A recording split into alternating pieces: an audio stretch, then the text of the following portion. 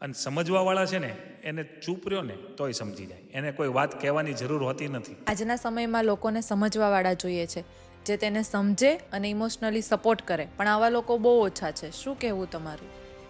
સાચી વાત છે તમારી, પણ કેવું છે કે પહેલાં તો ખુદને સમજવું જરૂરી છે. બધાને એવું જ છે કે મને કોઈ સમજતું નથી, મારું કોઈ સાંભળતું નથી.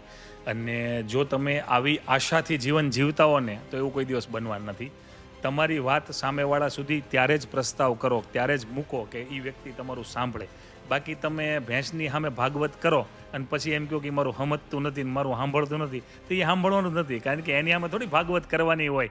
એટલે એવી બધી ન હોય. ભગવાને એક જ જીવન આપ્યું છે, એકલા છીએ. કોઈ સમજે કે ન સમજે, કોઈ સાંભળે કે ન સાંભળે, આપણે આપણી રીતે રેડી હોવા જોઈએ. બાકી બીજા બધાની દુનિયાની કંઈ બહુ એટલી બધી તારીમારી કરવાની ન હોય. અને સમજવાવાળા છે ને એને ચૂપ રહ્યો ને તોય સમજી જાય, એને કોઈ વાત કહેવાની જરૂર હોતી નથી.